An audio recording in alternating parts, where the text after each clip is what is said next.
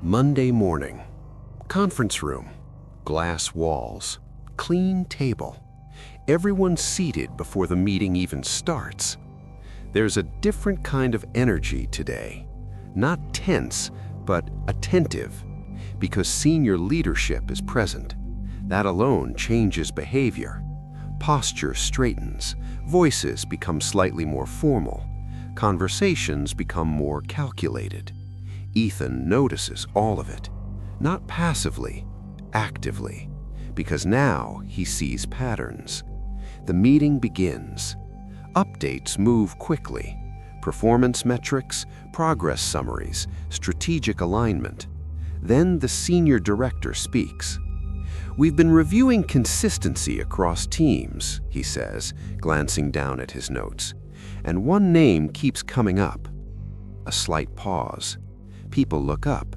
Attention sharpens. "Daniel," he says, "you've been one of the most reliable people in this organization." No exaggeration in his tone, no forced praise, just statement of fact. Strong delivery, no unnecessary friction, consistent outcomes. Heads nod subtly around the room, no disagreement, because everyone knows it's true.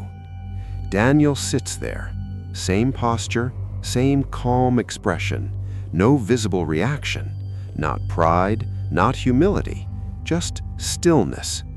"Appreciate it," Daniel says. 2 words, flat tone, no performance attached to it. And that's it. The meeting moves on. But something stays. Ethan feels it immediately, that quiet discomfort again, because everything about that moment was perfect, too perfect. No emotional fluctuation, no need for recognition, no visible internal response, just acceptance, clean, controlled. Ethan's mind starts turning. Why does that feel off? Because this isn't new anymore. He's seen emotional detachment, he's seen controlled behavior, but this is something else. This isn't just someone who understands the game. This is someone who is winning it without ever appearing like they're playing. Ethan glances at him again. Same presence, same calm, same precision. And that's when the thought forms, slowly, clearly. What if the most trusted person in the room is also the most dangerous one? A few months ago, Ethan would have admired that moment, the recognition, the consistency, the respect. He would have thought, that's what I need to become. But now, he doesn't see it the same way, because now he understands what sits beneath behavior. He's not reacting anymore. He's observing, quietly, constantly. Ethan sits at his desk later that day reviewing a report, but his focus drifts back to that moment, back to Daniel, because something doesn't align. If Daniel fits the patterns Ethan has been studying, then why does he look so successful, so stable, so trusted? That's the contradiction, because everything Ethan has learned suggests that emotional detachment comes with trade-offs, disconnect, isolation, lack of trust. But Daniel doesn't show any of that. He's respected. People rely on him, even like him in a controlled way. That doesn't make sense. Ethan leans back slightly, thinking, if this is psychopathy, then why does it look like an advantage? That question stays, because this isn't about obvious behavior anymore. This is something deeper, more refined. Ethan starts replaying interactions, not just what Daniel does, but what happens around him, and a pattern begins to emerge. People don't feel threatened by him. They don't feel manipulated. They feel comfortable. That's the difference. Because whatever Daniel is doing, it doesn't create resistance. It creates stability. And stability builds trust. Ethan's eyes narrow slightly, because that realization changes everything. He's not avoiding attention. He's controlling how he's perceived. And that's far more powerful. Because once people trust your stability, They stop questioning your intent. Not all manipulators look the same. That's something Ethan understands now. Some are obvious. They talk too much, push too hard, reveal their intentions through emotional leaks. You can feel them, the pressure, the need, the inconsistency. And because of that, people eventually resist them. But Daniel is the opposite. He doesn't push, he doesn't dominate, he doesn't even try to stand out. And yet, he stands out. Ethan watches closely during a team discussion later that afternoon. Two colleagues are debating a minor issue, nothing serious, but enough to create friction. One is trying to prove a point, explaining more than necessary, repeating arguments. The other is reacting, defensive, slightly irritated, the usual pattern. Emotion enters, clarity leaves. Then Daniel speaks. "Let's align this with the timeline," he says. No emotional tone, no attachment to either side, just direction. The conversation resets instantly, not because of authority, but because of clarity. And clarity feels safe. Ethan notices something critical. Daniel doesn't create tension, he removes it. And that's why people trust him, because in environments where most interactions are emotionally charged, the person who stays neutral feels like stability. Ethan leans back slightly. This isn't manipulation, this is optimization. Because Daniel isn't forcing outcomes, he's shaping conditions, subtly, consistently. And the result? People move in his direction without feeling pushed. That's the difference between normal influence and high-functioning control. One is visible, the other is invisible. The problem isn't that psychopaths exist. The problem is how they actually operate. Because most people imagine dysfunction, instability, impulsiveness, obvious red flags. But that's only one version, the visible one. There's another version that looks completely different. High-functioning, structured, controlled. These individuals don't fail because of their traits, they succeed because of them. They don't get distracted by emotions. They don't hesitate because of guilt. They don't slow down because of attachment. Instead, they operate with clarity most people can't maintain. And that clarity creates advantage, not in obvious ways, but in consistent ones. Ethan sits still, processing, because now the contradiction makes sense. Daniel isn't an exception, he's an example of something most people never recognize. High-functioning psychopathy doesn't break systems, it integrates into them perfectly, because it follows rules until bending them becomes useful. It builds trust without emotional dependency. It creates influence without visible effort. And that's what makes it dangerous. Not aggression, not dominance, but invisibility. Ethan feels that realization settle in, heavy, clear, unavoidable. The most effective people are not the most emotional, they're the most controlled. And when that control reaches a certain level, it stops looking like effort, it starts looking like nature. Ethan looks across the office again. Daniel is there, working, calm as always, no signal, no noise, no excess, just precision. And for the first time, Ethan doesn't just observe him, he studies him, because now he understands something critical. This isn't just a personality, it's a system. And once you see the system, you can't ignore it. The difference wasn't just behavior, it was internal architecture. Most people think success at work comes from effort, intelligence, or communication, but Ethan was starting to see something deeper. Those things matter, but they're not the deciding factor, because all of them are influenced by one variable: emotion. Stress changes decisions, fear delays action, attachment creates bias, validation distorts judgment, Even the most capable people get pulled off course by what they feel. But Daniel didn't seem to operate inside that system. He didn't manage emotions, he bypassed them. That's a completely different advantage, because when emotion isn't interfering, decision-making becomes faster, cleaner, more consistent. Ethan started noticing it in small ways. Moments where others hesitated, Daniel didn't. Moments where others second-guessed, Daniel moved forward. Moments where others reacted, Daniel stayed still. Not forcing control, not suppressing anything, just unaffected. And that created something rare, continuity. Because most people fluctuate, good days, bad days, confident moments, doubtful ones. Daniel didn't. He operated at the same level every time. And that consistency built trust, not emotional trust, predictive trust. People didn't trust how he felt, they trusted how he performed.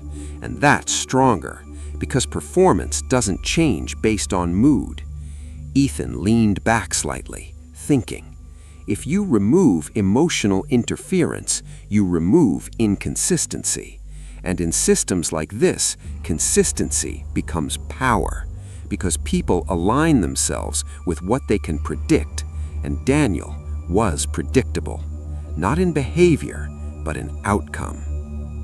It wasn't just that Daniel performed well, it was how consistently he did it. No spikes, no drops, no visible struggle, just steady delivery. Ethan started tracking it mentally, week after week, project after project, same pattern, deadlines met, problems handled, no noise, and more importantly, no emotional display attached to it. Most people show effort. You can see when they're pushing. You can hear it in their tone. Daniel didn't show effort, and that made it look easeless. But Ethan knew better now. This wasn't ease, this was control. Because consistency at that level doesn't happen naturally. It's constructed, carefully. Daniel wasn't just doing his job, he was managing his output, optimizing it, removing variables, delivering results in a way that built a pattern. And that pattern created perception. Reliable, stable, low risk. Ethan realized something critical. People don't trust talent, they trust consistency. Because talent fluctuates, but consistency feels safe. And in professional environments, safety is rewarded, promoted, protected. That's why Daniel didn't need to prove himself repeatedly. The pattern had already done it for him. Ethan looked down at his own work. It wasn't bad, but it wasn't predictable. Some days better than others, some output stronger than others. Normal, human. But now, that didn't feel like an advantage anymore. Most people work in cycles, daily tasks, weekly goals, monthly targets, short-term loops, reacting to what's in front of them, solving immediate problems. That's how the system trains them. But Daniel didn't operate like that. Ethan noticed it slowly. At first, it looked like patience. Now, it looked like strategy. Daniel didn't rush decisions, but he also didn't delay them unnecessarily. He timed them, and timing reveals intent. There were moments where Daniel stayed quiet in discussions, let others debate, let ideas clash, and then, later, when the noise settled, he would step in with a position that aligned perfectly with the direction things were already moving. Not leading, not following, positioning. Ethan started connecting it. He's not reacting to the moment. He's waiting for the moment to form. That's long-term thinking. Because instead of forcing outcomes, Daniel lets conditions develop, then moves when resistance is lowest. Ethan replayed past meetings in his mind. Decisions that seemed natural, outcomes that felt collective. Now they looked different, because Daniel was always present at the exact point where direction solidified.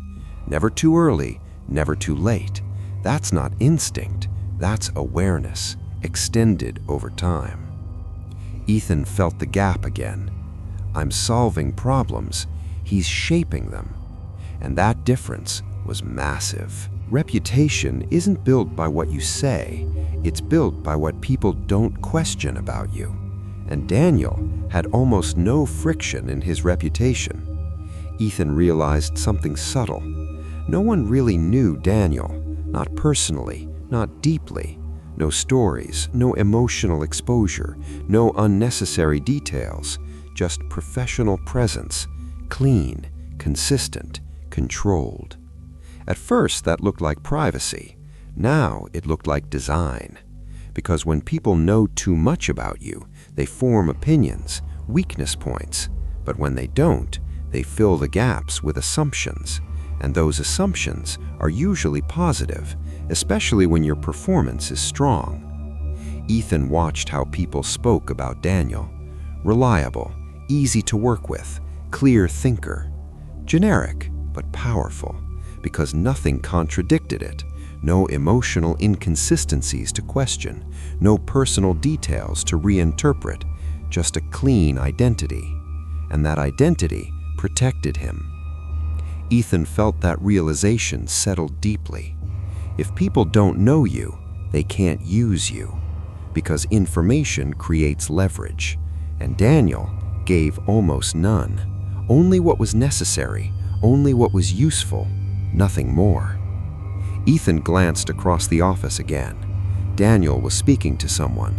Same tone, same posture, same controlled presence. And for the first time, Ethan didn't just see behavior. He saw structure, deliberate, precise, and quietly powerful. Ethan had changed.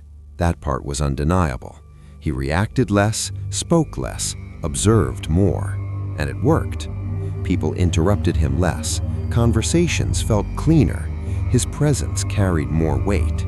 But something else had also changed. He could now see the gap, not between himself and others, between himself and Daniel. Because what Ethan had learned was control, but what Daniel operated with was something beyond control. It was optimization. Ethan sat in a meeting, watching the flow of conversation. He followed it easily now, saw where people were reacting, saw where emotions were leaking, saw where decisions were getting distorted, and he adjusted. But Daniel didn't adjust. He didn't need to, because he was already positioned correctly before the interaction even began. That's what made it frustrating. Ethan was responding better. Daniel was operating ahead of the response, like he had already mapped the interaction before it happened. Ethan leaned back slightly, eyes focused but distant. I'm playing better, but he's playing a different level. That realization didn't discourage him, but it unsettled him, because improvement had revealed something deeper. There wasn't just one game, there were layers, and Daniel was operating on a layer most people never even notice. It didn't look like control. That's what made it effective. There were no dominant statements, no forceful arguments, no visible persuasion, and yet, decisions kept moving in Daniel's direction. Ethan started watching carefully, not what Daniel said, but what happened after he said it. In one meeting, a discussion was drifting, multiple ideas, no clear direction. People were speaking but not aligning. Then Daniel spoke. Maybe we should consider simplifying the rollout first, he said. Simple, neutral, not even positioned as a strong opinion, just a suggestion. The conversation continued, but something had shifted. People started referencing simplicity, adjusting their ideas slightly, framing solutions differently. Within minutes, the entire direction of the discussion had changed, and no one noticed. No one said, "This is Daniel's idea." It felt collective, natural, logical. Ethan felt it happen in real time, and that's when it clicked. He's not pushing ideas, he's planting direction. That's a different kind of influence. Because when you push, people resist. When you suggest, people consider. But when you align with the flow of thought, people adopt it as their own. Daniel wasn't controlling people, he was controlling the frame of the conversation. And once the frame is set, everything inside it follows. Ethan sat still, processing, because this wasn't about speaking better. It was about positioning ideas so they don't feel like control. And that was almost invisible. At some point, it stopped looking like behavior and started looking like architecture. That's when everything shifted for Ethan. He wasn't watching Daniel anymore. He was studying the system Daniel operated within. Patterns across meetings, patterns across conversations, patterns across decisions. And they all pointed to the same thing. Nothing Daniel did was random. Not timing, not tone, not presence. Everything was placed deliberately. Ethan started mapping it mentally. Input, observation, positioning, outcome. That loop repeated consistently. Daniel didn't react to situations, he built influence around them, layer by layer, small adjustments over time, until the system itself started favoring him. That's when Ethan understood something critical. He's not pushing ideas, he's shaping the environment where decisions are made.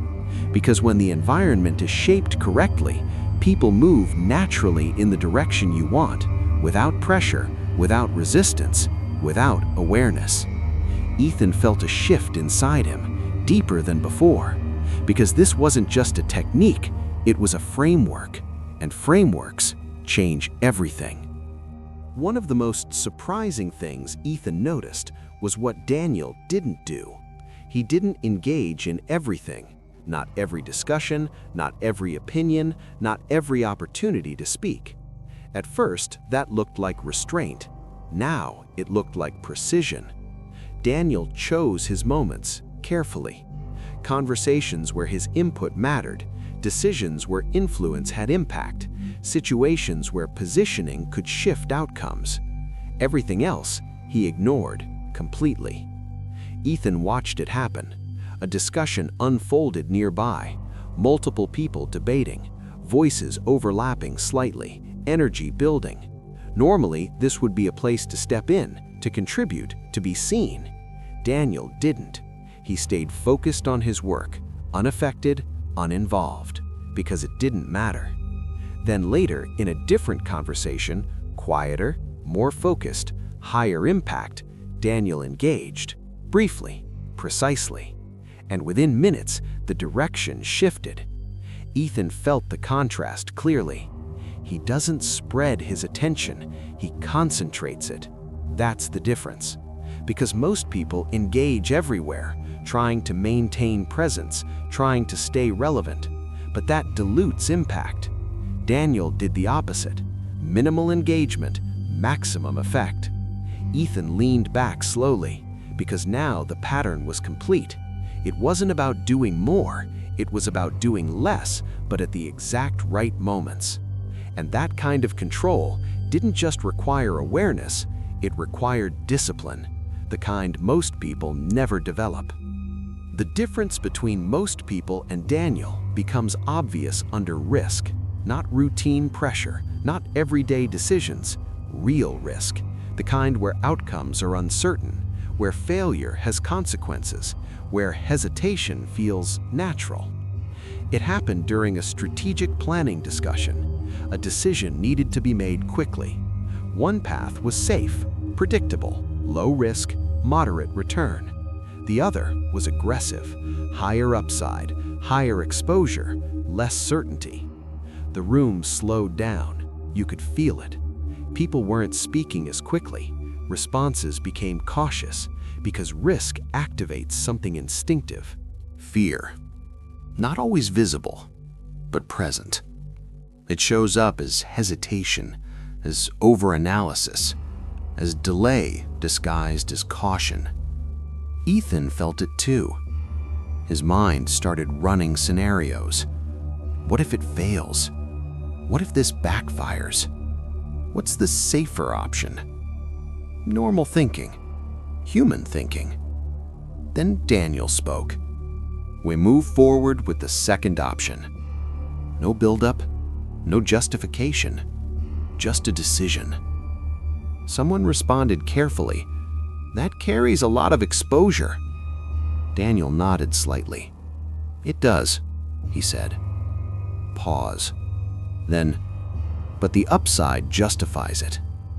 And that was it. No emotional weight, no visible calculation happening in real time, because it had already happened, internally, without interference. Ethan felt the difference immediately. He's not pushing past fear. He's not experiencing it the same way. That's what makes risk different for him.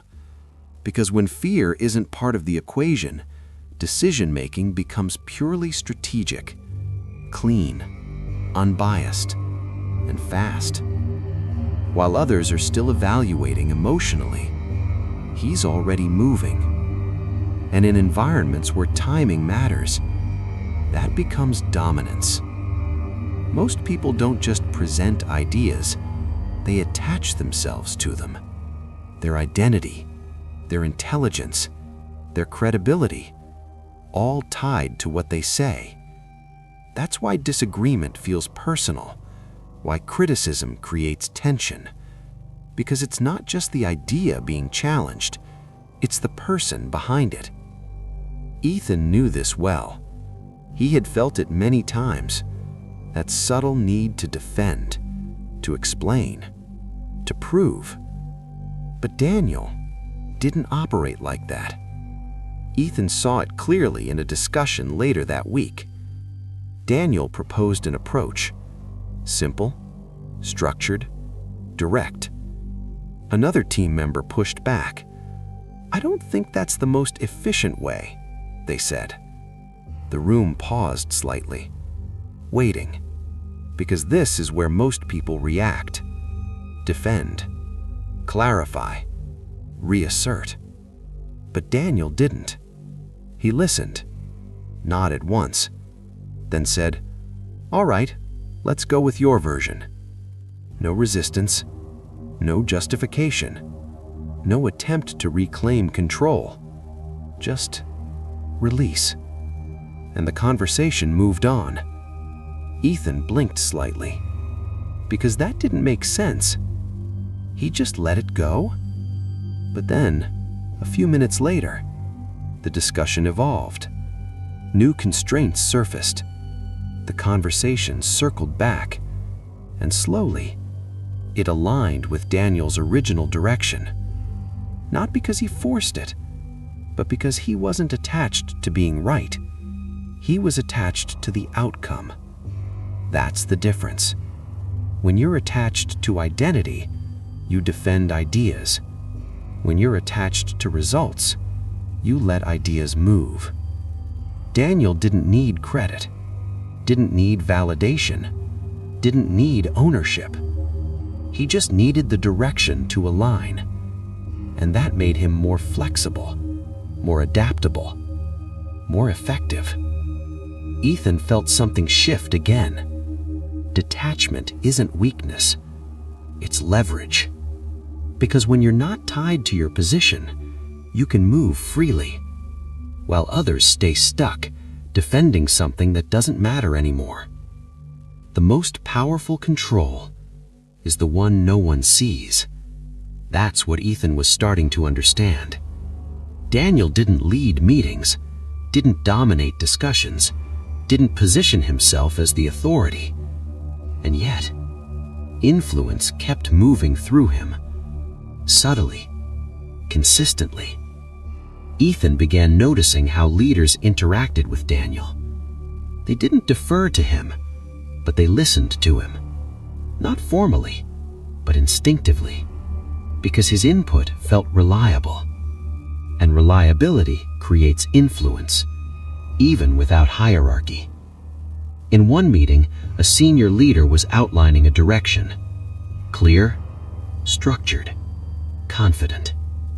Daniel said nothing, just listened. Then, at the right moment, a single adjustment. "Maybe we factor in the long-term cost here," he said. Neutral tone. No challenge, no pushback, just addition. The leader paused, considered, then nodded. "Yeah, that makes sense." And just like that, the direction shifted slightly. Not dramatically, but enough. And no one questioned it, because it didn't feel like control. It felt like refinement. Ethan felt something shift again. Detachment isn't weakness, it's leverage. Because when you're not tied to your position, you can move freely, while others stay stuck, defending something that doesn't matter anymore. Understanding had turned into awareness. Now, it was becoming behavior. Ethan wasn't just observing anymore. He was applying. Carefully, deliberately. He started with small adjustments. In conversations, he stopped reacting to tone, focused only on content, removed emotional interpretation. It felt strange at first, but it worked. Clarity increased. In meetings, he didn't try to speak more. He chose when to speak, and more importantly, when not to. He let conversations develop, watched patterns form, then entered at the right moment. Short input, clear direction, and then silence.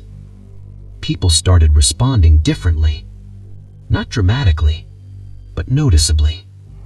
Fewer interruptions, more attention, less resistance. Then came the real shift. A strategic discussion.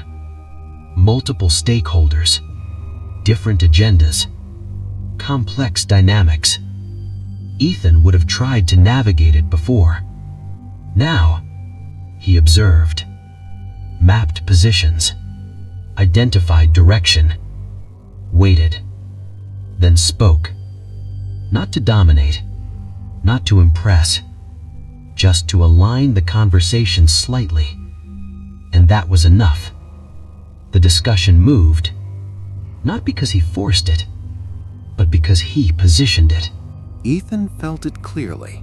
That internal stability. Not excitement, not validation, just control. He glanced across the room. Daniel was there, same as always, calm, observing. And for the first time, Ethan didn't feel behind. He felt aligned. Not identical, not equal, but moving in the same direction. And that direction was no longer reactive, it was strategic.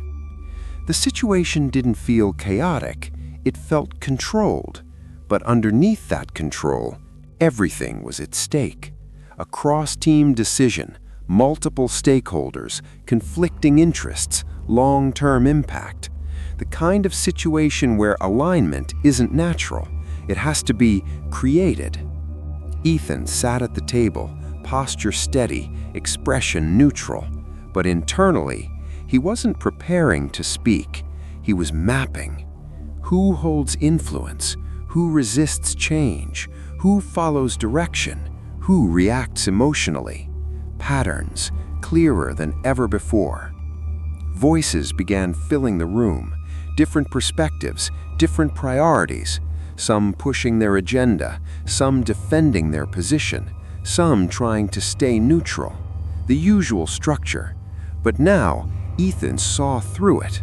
This wasn't discussion, it was positioning, and most people didn't even realize they were doing it. Ethan glanced across the table.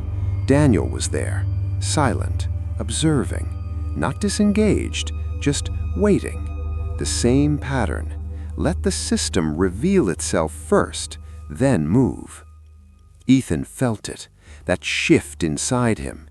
He wasn't part of the noise anymore. He was above it, watching, waiting, for the moment where direction becomes unstable, because that's where influence enters. The moment arrived subtly. The discussion slowed. Ideas had been exchanged, but alignment was missing. No clear direction, just fragmented agreement. That's where most people push harder, speak louder, try to force clarity. Ethan didn't. He waited, just long enough, then spoke. "We're trying to solve this at the execution level," he said calmly, "but the conflict is at the priority level." Silence, not resistance, attention, because the framing had shifted. Ethan didn't explain further, didn't rush to fill the space, let the idea sit. One person responded, "What do you mean by priority level?" Ethan looked at them, steady. "If we align on what matters most first, the execution becomes obvious. Simple, clean, directional." The conversation adjusted, not dramatically, but enough. People started reframing their arguments, shifting perspective, aligning unconsciously. Within minutes, the direction became clear, not because Ethan forced it, but because he changed the structure of the conversation, and once the structure changed, everything inside it followed.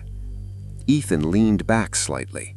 No signal, no need, because the outcome was already moving.